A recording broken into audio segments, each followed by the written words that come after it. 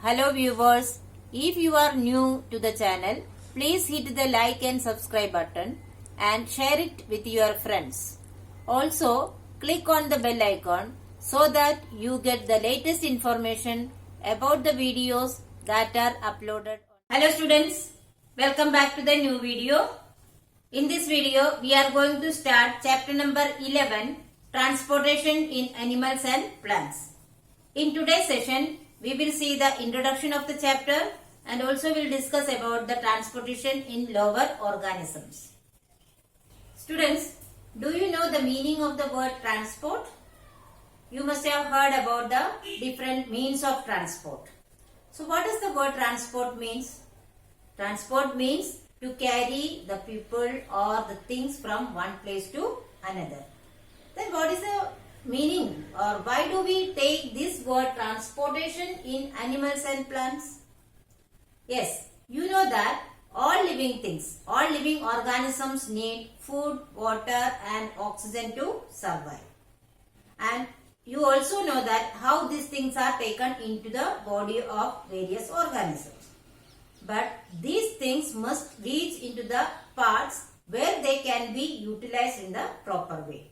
So the movement of the things or the way these materials are carried from the one part to another is necessary in all living organisms.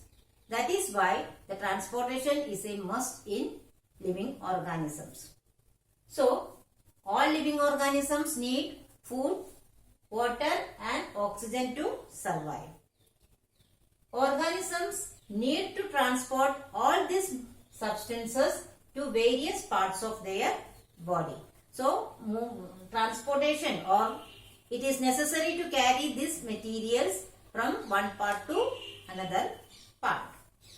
Also, they need to transport waste materials produced in the body to the parts from where they can be removed. See, during various functions inside our body, inside the body of all living organisms, certain materials are formed as waste materials. So, these waste materials also need to be thrown out of the body.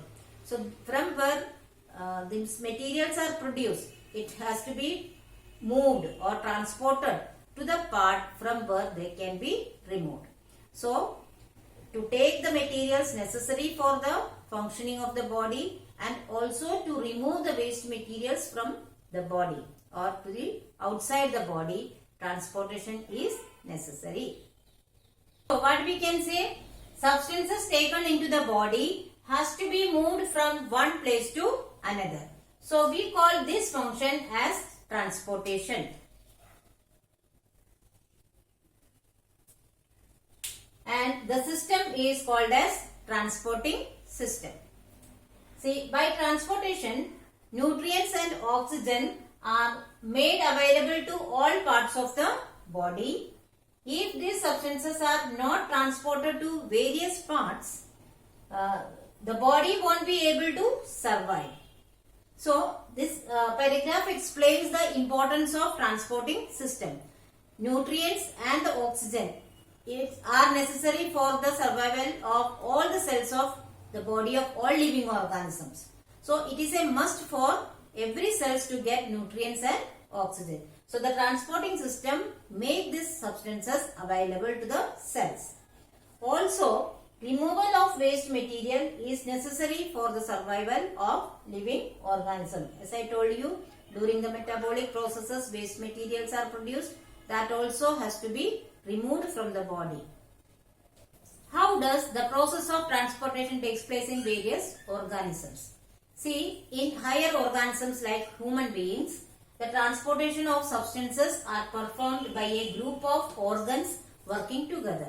And that group of organs together form a system and we call it as circulatory system.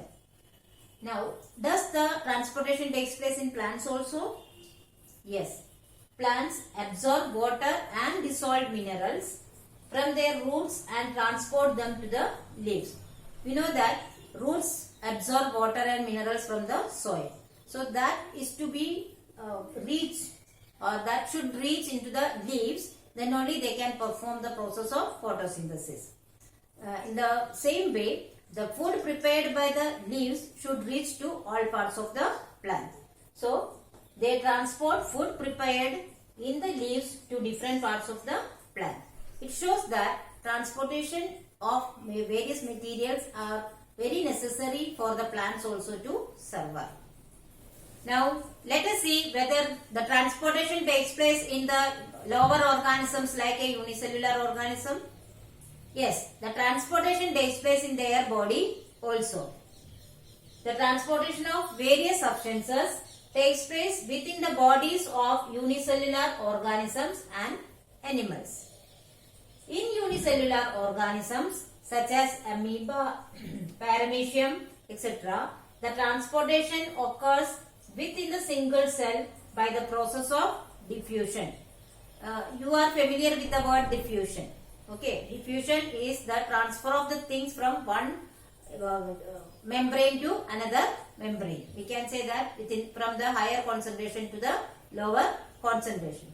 So, in the unicellular organisms like amoeba and paramecium, because they are having only one single cell. So, the transportation of these all necessary materials are taking place within their single cell only. By which process? Yes, it is by diffusion. Now, let us discuss the transportation in multicellular organisms. See, the multicellular organisms with simple bodies such as sponges and jellyfish that live in water do not have a transporting system. So, they are multicellular organisms. They have many cells, but they do not have a well-developed body. They have simple body, and also they live in the water. They are aquatic animals.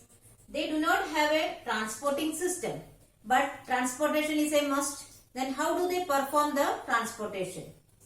The water brings in food and oxygen as it enters their body and carries away carbon dioxide and waste materials as it moves out of the body.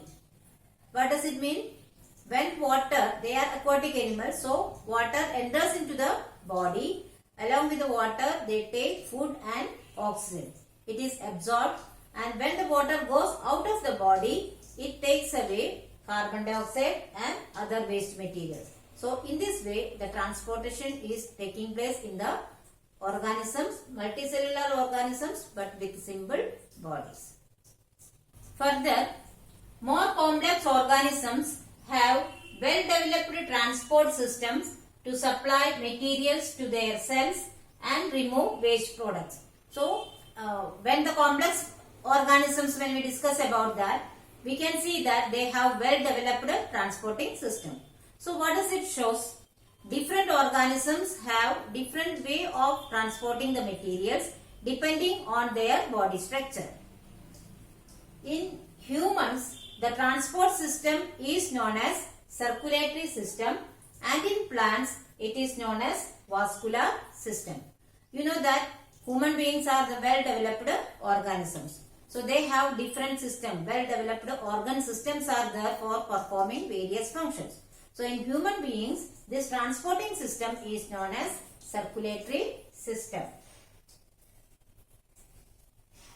And in plants, this transporting system is known by the name vascular system.